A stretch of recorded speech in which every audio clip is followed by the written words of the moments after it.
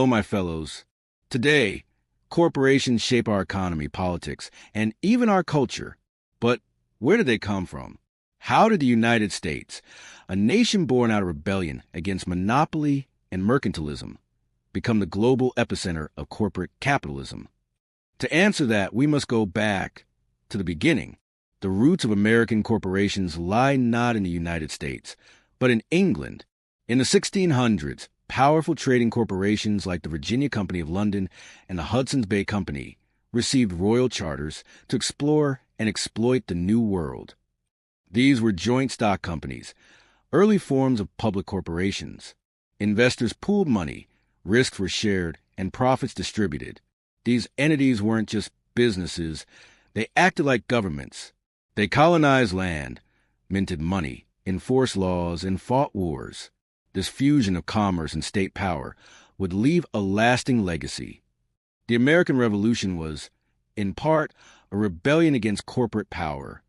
The British East India Company's monopoly on tea was a key trigger of the Boston Tea Party.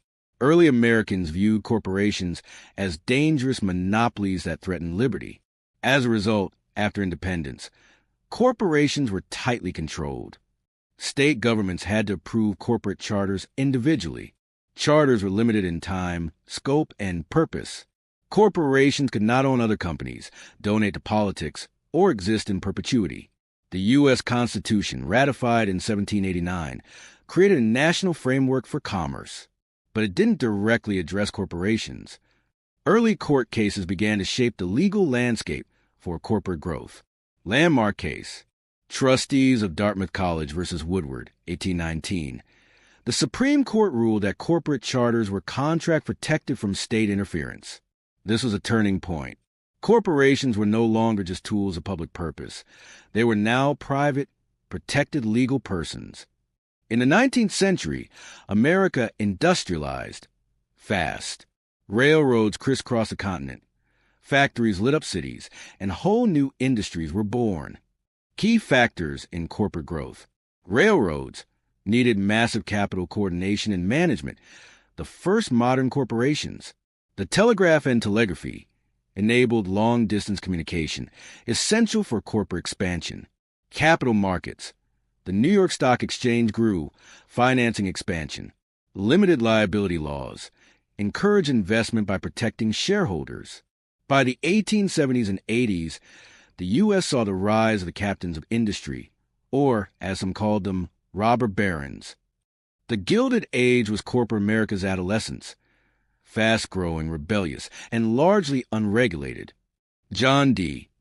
Rockefeller built Standard Oil, controlling over 90% of U.S. oil refining. Andrew Carnegie built a steel empire through vertical integration.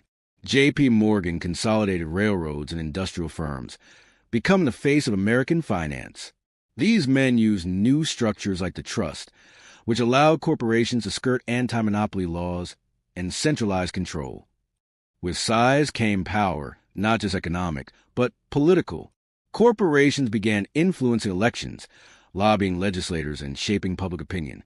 In the late 1800s, courts expanded corporate rights. Key development: Santa Clara County versus Southern Pacific Railroad, 1886, implied that corporations had protections under the 14th Amendment, though the case didn't directly rule on it. Court clerks noted that corporations were considered persons under the law. This would have major consequences. Corporate personhood meant access to due process, free speech, and protection from arbitrary regulation. The legal shield made it harder to control corporate influence.